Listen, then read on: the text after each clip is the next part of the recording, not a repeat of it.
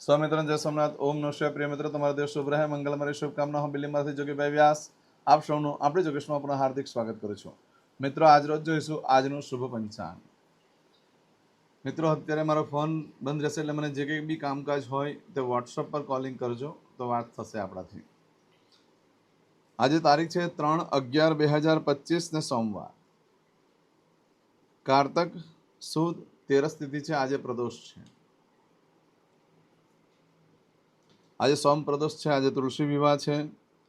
આજે ચતુર્દશીનો ઉપવાસ આજે કરવાનો રહેશે. જે લોકો વૈકુંઠી ચતુર્દશીનો ઉપવાસ કરતા હોય લોકો આજે કરવાનો રહેશે. આજના દિવસે સોમ પ્રદોષ છે એટલે કે જે કોઈ પ્રદોષનું વ્રત શરૂ કરવા માંગતો હોય આજથી કરી શકે છે. ભગવાન શિવની ઉપાસના આરાધના કરવા માટે ઉત્તમ દિવસ છે. સાંજે આજે ભગવાન શિવની પૂજા કરવા માટે જવું જોઈએ દરેક જણાએ. પ્રદોષનું વ્રત બહુ જ પુણ્યશાળી છે, બહુ જ ફળ આપનારું છે, તો અવશ્ય કરજો. આજે જે બાળકનો જન્મ થાય એની તિથિ ગણાય છે તેરસ. આ તેરસ તિથિ આજે સવારે 5:08 શરૂ થાય છે. આવતીકાલે મળસ્કે 2:07 પૂર્ણ થઈ જાય છે. અને ત્યાર પછી જે બાળકનો જન્મ થાય એની 14 તિથિ ગણાશે. આજે જે બાળકનો જન્મ થાય છે નક્ષત્ર ગણાય છે ઉત્તરા ભાદ્રપદ. આ ઉત્તરા ભાદ્રપદ નક્ષત્ર આજે બપોરે 3:07 પૂર્ણ થઈ જાય છે. અને ત્યાર પછી જે બાળકનો જન્મ થાય એનું રેવતી નક્ષત્ર ગણાશે. આજે જે બાળકનો જન્મ થાય છે એનો યોગ ગણાય છે હર્ષણ. હર્ષણ યોગ આજે સવારે 7:40 પૂર્ણ થઈ જાય. અને ત્યાર પછી જે બાળકનો જન્મ થાય એનો વ્રજ યોગ ગણાશે. આજે જે બાળકનો જન્મ થાય છે એનું કરણ ગણાય છે કૌલવ. કૌલવ કરણ આજે બપોરે 3:42 પૂર્ણ થઈ જાય. અને ત્યાર પછી જે બાળકનો જન્મ થાય એનું તેતિલ કરણ ગણાશે. આજે જે બાળકનો જન્મ થાય છે એની રાશિ ગણાય છે મીન. મીન રાશિ દક્ષરા છે. દચજ મીન રાશિનો સ્વામી ગુરુ છે. મિત્રો, આ રાશિ તિથિ 12 નક્ષત્રો ક્રમમાં જેનો જન્મ હોય ચોક્કસ પૂજા વિધિ કરી લો. આજે આખા દિવસમાં કોઈ પણ બાળકનો જન્મ થાય બધાની મીન રાશિ ગણાશે. આ મીન રાશિ 4મી તારીખે બપોરે 12:36 પૂર્ણ થાય છે. એટલે ત્યાં સુધી જે બાળકોના જન્મ થાય બધાની રાશિ મીન ગણાશે. જે મારા સબસ્ક્રાઇબ મિત્રો છે, મારા ઘર પરિવારમાંથી કોઈ પણ સદસ્ય છે, એ લોકોની વર્ષગાંઠ હોય, મેરેજ એનિવર્સરી હોય, બધાને મારી ઘણી ઘણી શુભકામના. મારા સબસ્ક્રાઇબ મિત્રોમાં ઘર પરિવારમાંથી કોઈ પણ સદસ્ય આજે કોઈ જગ્યાએ ઇન્ટરવ્યૂ આપવા જઈ રહ્યા છે, કોઈ નોકરી ધંધા માટે જરૂર છે, કોઈ વેપાર વ્યવસાય માટે જરૂર છે, કોઈ વિદેશમાં જરૂર છે, આજે કોઈ પણ કાર્ય કરવા માટે જઈ રહ્યા હોય, કોઈનું ઓપરેશન હોય, ડિલિવરી હોય, સગાઈ હોય, છઠ્ઠીની પૂજા હોય, હવે કોઈ પણ કાર્ય તમે કરવા જઈ રહ્યા છો એમાં દિવ્ય સફળતા પ્રાપ્ત થાય હું સોમનાથ દાદાને પ્રાર્થના કરું છું. પરંતુ મિત્રો, આજના દિવસે તમે દરેક જણા આજનું શુકન કરી લેજો. તમારી વર્ષગાંઠ હોય કે મેરેજ એનિવર્સરી હોય કે કામકાજ કરવા જઈ રહ્યા છો, આજનું શુકન કરીને જશો તો કાર્યમાં દિવ્ય સફળતા પ્રાપ્ત થશે અને તમારા દરેક મનોકામના પણ પૂર્ણ થશે. આજના દિવસે એમ તો સોમવાર છે, કંઈ કામ કરવા જતા હોય કે એમને ઘરેથી જઈ રહ્યા છો તો માતાને વંદન કરીને નીકળો. આજે પક્ષીને અન્નદાન કરવાનું બહુ જ મહત્વ છે. આજે પક્ષીને દાણા નાખવાનું બહુ મહત્વ છે. એનાથી દરિદ્રતા દૂર થાય છે. આજના દિવસે કોઈ પણ કાર્ય કરવા માંગો છો તેના માટે પણ ચોક્કસ શુભ સમય છે, જે આપણે જોઈ લઈએ. આજે સવારે 6 થી 7:30 વાગ્યા સુધીનો સમય શુભ રહેશે. તે જ રીતે સવારે 9 થી 10:30 વાગ્યા સુધીનો સમય શુભ રહેશે. એ જ રીતે બપોરે 1:30 થી સાંજે 7:30 વાગ્યા સુધીનો સમય શુભ રહેશે. રાત્રે 10:30 થી રાત્રે 12 વાગ્યા સુધીનો સમય શુભ રહેશે. અને આવતીકાલે મળસ્કે 1:30 થી મળસ્કે 6 વાગ્યા સુધીનો સમય શુભ રહેશે. પરંતુ મિત્રો, આવા સમયગાળા દરમિયાન તમે કોઈ પણ કાર્ય કરી શકો છો. કોઈ પૂજા વિધિ, કોઈ કાર્યનો આરંભ, કોઈ ઉદ્ઘાટન વગેરે કરી શકો છો. આ સમયગાળા દરમિયાન જે કરેલા કાર્ય છે એમાં સારી સિદ્ધિ મળતી હોય છે. પરંતુ મિત્રો, આજે તમે બપોરે 3:07 સુધીમાં જો તમારી કોઈ વસ્તુ ખોવાઈ ગઈ, ચોરાઈ ગઈ, યા તમે નવો ધંધો વેપાર કંઈ ચાલુ કરવા જઈ રહ્યા છો તો એનું શું ફળ છે તે આપણે જોઈ લઈએ. આજના દિવસે જો તમારી કોઈ વસ્તુ ચોરાઈ જાય, ખોવાઈ જાય તો 7 દિવસમાં મળે, બાકી મળવાની શક્યતા બિલકુલ ઓછી છે. આજના દિવસે કોઈ પણ કાર્ય કરવા માટે ઉત્તમ દિવસ છે. ખરીદી કરવા માટે પણ, વેચાણ કરવા માટે પણ સરસ, ઇન્ટરવ્યૂ આપવા માટે પણ સરસ, કોઈ પણ કાર્યનો આરંભ કરવા માટે પણ સરસ. આજના દિવસે તમે કોઈ વસ્તુની ખરીદી કરો છો, જમીન, મિલકત, પ્રોપર્ટી, ગાડી, વાહન, અન્ન, ધન, વસ્ત્ર, પાત્ર, સોનું, ચાંદી વગેરે, ઉત્તમ દિવસ છે. કારણ કે આજે જે ખરીદી કરો છો એ તમારા જીવનમાં સુખ સમૃદ્ધિમાં વધારો કરે છે. જે કંઈ કાર્ય કરો તેમાં વેચાણ કરવા માટે પણ સરસ છે. આજના દિવસે તમે કોઈ કાર્યનો આરંભ કરો છો તો ભાગ્ય પરિવર્તન કરી શકે એવો યોગ ઊભો કરે છે. માટે આજે દરેક કાર્ય કરી શકાય. કોઈ નવું વાહન લીધું હોય તો તેને પ્રથમવાર ચાલુ કરવા માટે પણ શ્રેષ્ઠ, નવું વસ્તુની ખરીદી માટે પણ શ્રેષ્ઠ, દસ્તાવેજ વગર પર સાઇન કરવા માટે પણ સરસ દિવસ છે. આજે નવા વસ્ત્ર ધારણ કરો તો ધ્યાન રાખજો, સંતાનનું કહેવું કરવું પડે છે. જે સંતાનની સાથે ન બનતું હોય, એકબીજાના અંદર લડાઈ ઝઘડા ચાલતા હોય તો આજે નવા વસ્ત્ર ધારણ માતા પિતાએ કરવા જોઈએ. એનાથી એ લોકોની સંતાન સાથેના સંબંધો સુધરી જાય છે. પરંતુ એ લોકોનું કહેવું કરવું પડતું, એટલે ધ્યાન રાખવાનું. એ લોકોની મોટી માંગ હોઈ શકે તો એને ભવિષ્યમાં નુકસાન પણ પહોંચી શકે છે. બાકી અવસ્થા ધારણ કરવા યોગ્ય છે.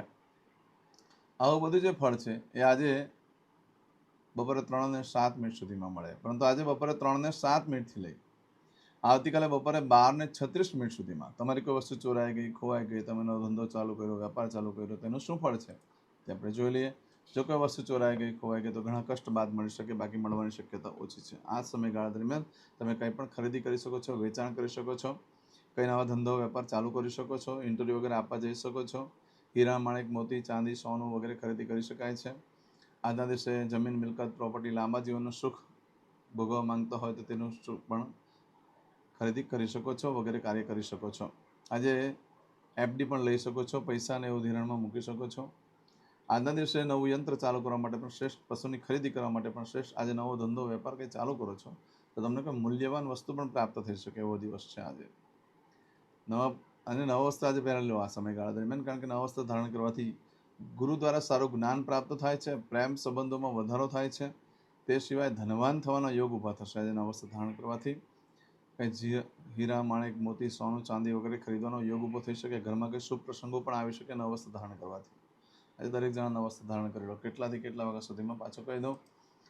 આવું બધું ફળ જે છે તે જે બપોરે 3:07 લઈ આવતીકાલે બપોરે 12:36 સુધીમાં તમને મળે. આજે કરશો આજનો સંકલ્પ. ચમચીમાં પાણી લઈ લો. યુટ્યુબ ઉપર કોમેન્ટ્સમાં જય સોમનાથ લખવાનું ભૂલશો નહીં. અદ્યતન માસના માસોત્તમ પરમ પવિત્ર કાર્તિક માસે શુભ શુક્લ પક્ષે ત્રોદશીયાયામ સોમ પ્રદોષયાયામ ચંદ્રમા સર્વિતાયામ. હવે દરેક જણા પોતાનું સાચું નામ બોલી દો. તમારું ગોત્ર ખબર હોય તો ગોત્ર બોલી દેવાનું.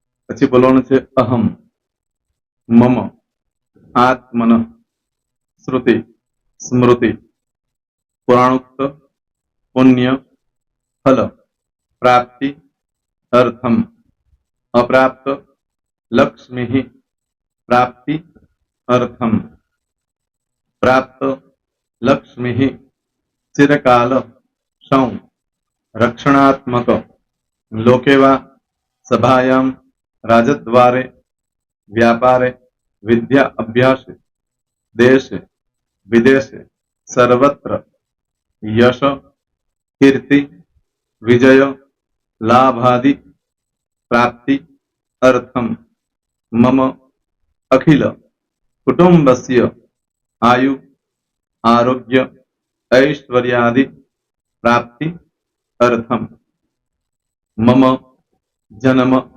समय, तथा च विप्र, वृंदानां, जन्म, समय, जन्म, कुंडली, मध्ये, स्थित, ग्रहः, गोचर, ग्रहः, महादशा, अंतर्दशा, प्रत्यंतर्दशा, तथा च योग, युति, दृष्टि, मध्ये, शुभ फल, प्राप्ति, अर्थम, भय, रोग, शत्रु, बाधा, दोष, मारण, तारण, मंत्र, तंत्र, अरिष्ट, दोष, पीड़ा, निवृत्ति, अर्थम, भूत, प्रेत, पिशाचादि द्वारा रचित अरिष्ट, दोष, निवृत्ति, अर्थम, मम, सकल मनवांछित फल. હવે તમારા મનમાં જે કઈ ઈચ્છા હોય તે બોલી જવાનું.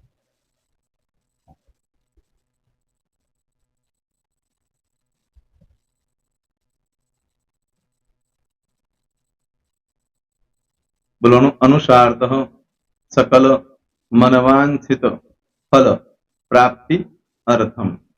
હવે જે બરકતની પૂજા વાળા છે એ લોકો તો આ બધું બોલવાનું જ હોય છે, એ લોકો માટે કોઈ સ્પેશિયલ નથી. પણ જે લોકોએ હવે જે કહું છું તે લોકોએ જ બોલવાનું. જેના લગ્ન થઈ ગયા હોય એ લોકોએ બોલવાનું છે. મમ દાંપત્ય જીવન મધ્યે સુખાકારી પ્રાપ્તિ અર્થમ પુત્ર પૌત્રાદિ સંતતિ પ્રાપ્તિ અર્થમ.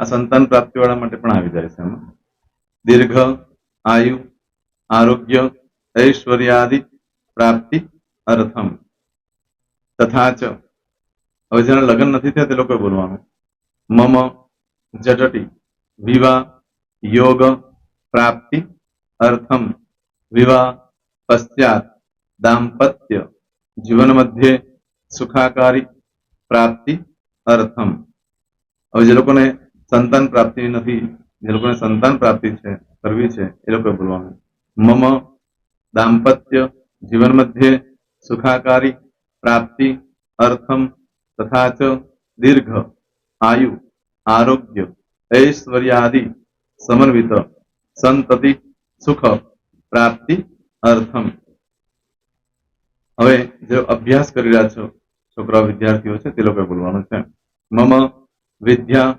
અભ્યાસ મધ્યે ઉત્તરો ઉત્તર પ્રગતિ ઉન્નતિ સાનુકૂલતા પૂર્વક દિવ્ય સફળતા પ્રાપ્તિ અર્થમ હવે જે લોકો વિદેશમાં જવા માંગતા હોય કે સીટમાં જવા માંગતા હોય મતલબ ભારત દેશની બહાર જઈને ધંધો વેપાર કરવા માંગતા હોય એ લોકોએ અથવા વિદેશ જવા માંગતા હોય કાયમ માટે એ લોકોએ બોલવાનું છે મમ જટટી વિદેશ ગમન યોગ પ્રાપ્તિ અર્થમ વિદેશ ગમન કાર્ય મધ્યે સાનુકૂલતા પૂર્વક દિવ્ય સફળતા પ્રાપ્તિ અર્થમ આરોગ્ય વાળા બોલવાનું છે જેને આરોગ્યની પૂજા આપેલી હોય એ લોકોએ એમ તો દરેક જણા જ બોલવાનું બોલો મમ આયુ આરોગ્ય ઐશ્વર્યાદિ પ્રાપ્તિ અર્થમ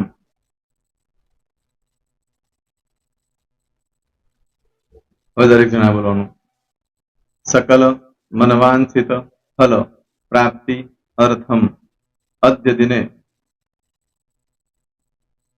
પ્રધાન દેવતાનામ નિત્ય દિન અનુસાર્ધ પૂજન અર્ચન કર્મણિ અહમ કરીશ્યે પાણીવાળી થાળીમાં પાણી મૂકી દેવાનું છે હવે તમારી બધી પૂજા જે મેં આપેલી છે એ પૂજા થઈ જાય અથવા તો તમે રોજ પૂજા કરતા છો મારી પાસેથી નથી લઈ ગયા એ પૂજા થઈ જાય પછી ફરી પાછી ચમચીમાં પાણી લેવાનું અહીંયા વિડીયોને સ્ટોપ કરી દેવાનું પૂજા પતે એટલે પાછું આગળનું કરવાનું છે અહીંયા વિડીયો સ્ટોપ કરી દેવાનું અને પૂજા પતે એટલે બોલવાનું છે વિષ્ણવે વિષ્ણવે વિષ્ણવે નમો નમઃ વિષ્ણુ સ્મરણા સર્વમ પરિપૂર્ણ અસ્તુ એતાની ગંધ પુષ્પ ધૂપ દીપ નૈવેદ્ય તાંબૂલ પ્રદક્ષિણા સહિત પ્રણુ મમ સકલ મનવાંછિત ફલ પ્રાપ્તિ અર્થમ પૂજન અર્ચન પ્રિયતાન નમમ પાણી મૂકી દેવાનું પાછું પાણી લેવાનું પૂજન અર્ચન બ્રહ્માર્પમસ્તુ નીચે જમીન પર પાણી મૂકો એમાં આંગળી ઘસી કપાળમાં તિલક કરી દો કપાળમાં જમીન પર પાણી મૂક્યું છે એમાં ત્યાર પછી ભગવાનને કહેવાનું કે હે પ્રભુ આજે પૂજા કરતા કઈ પણ પ્રકારની ભૂલચૂક થઈ ગઈ હોય તમને ક્ષમા કરજો